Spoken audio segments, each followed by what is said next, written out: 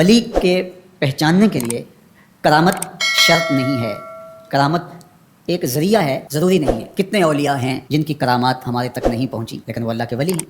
سب سے بڑے ولی اس امت کے صحابہ تھے، ان میں سے کتنے کی کرامات ہمارے پاس پہنچی ہیں لیکن ہم انہیں اللہ کا ولی مانتے ہیں۔ تو یہ کوئی شرط نہیں ہے، شرط ایمان اور تقوی ہے، اور باقی احادیث میں مختلف ان کی علامتیں بتائی گئی ہیں۔ الذین اذا رأوا ذکر اللہ، ایمان اور تقوی سے متصف بندگان خدا کی ایک علامت یہ ہے جب تم ان کی صحبت میں بیٹھو تمہیں خدا یاد آ جائے، اللہ کی یاد آنے لگے۔ تو کرامت معیار ولایت نہیں ہے اور شرط ولایت بھی نہیں ہے۔ تھوک کے حساب سے مارکیٹ میں بہت سارے لوگوں کی جعلی کرامات موجود ہیں، تو اولیاء کے لیے ہم عقیدت اور محبت کے جذبات رکھتے ہیں تو پھر مارکیٹ میں 2 نمبر بھی اس کا آئے گا۔ اور ہمیں پتہ ہے غذائی اجناس سے لے کر کے ادویات تک اور دیگر ضروریات زندگی تک کہ اصل کیا ہے اور نقل کیا ہے، تو ہمیں اس میں بھی غور و فکر کرنا چاہیے کہ اصل کیا ہے اور نقل کیا ہے، نہ یہ کہ ہم چند بدطینت لوگوں کی وجہ سے حقیقت کا انکار کریں۔ تو آج بھی کچھ لوگ ہیں جو کہتے ہیں جی چھوڑو ہم نہیں مانتے کرامت و شرامتوں، اس طرح کے لفظ بولتے ہیں، جبکہ کرامت کا من حیث الکرامت انکار کفر ہے۔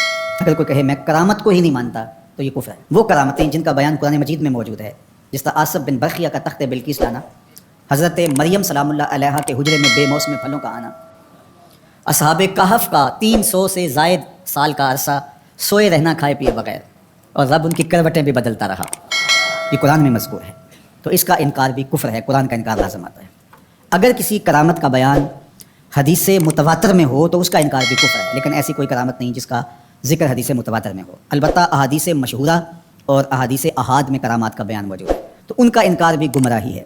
جس طرح وہ 3 لوگ جو غار میں پھنس گئے تھے، انہوں نے پھر دعائیں کی اور پتھر ہٹا۔ جریج کا واقعہ موجود ہے، صحابہ کی کرامات موجود ہیں، حضرت عمر کے رکے سے دریائے نیل کا چلنا، اس طرح جو مسلمہ بزرگ ہیں ان کی کرامات کا انکار کرنا محرومی ہے۔ لیکن یہ بات بھی ذہن میں رکھیں کہ کرامت اللہ کی طرف سے بندے کو دی جانے والی ایک عزت ہے، لیکن ولی کی زندگی کا مقصود رضائے الہی کی طلب ہے، کرامتوں کی طلب نہیں۔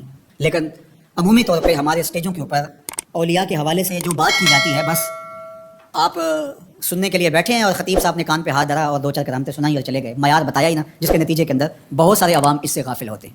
میں اللہ کا شکر ادا کرتا ہوں کہ ہم نے ہمیشہ اس بات کا التزام کیا ہے کہ لوگوں کے سامنے پوری تصویر رکھیں، کیونکہ مجھے اس بات کا احساس ہے کہ آپ لوگ کتنی محنت کر کے کہاں کہاں سے چل کے آتے ہیں، پورے پاکستان میں بلکہ پوری دنیا میں۔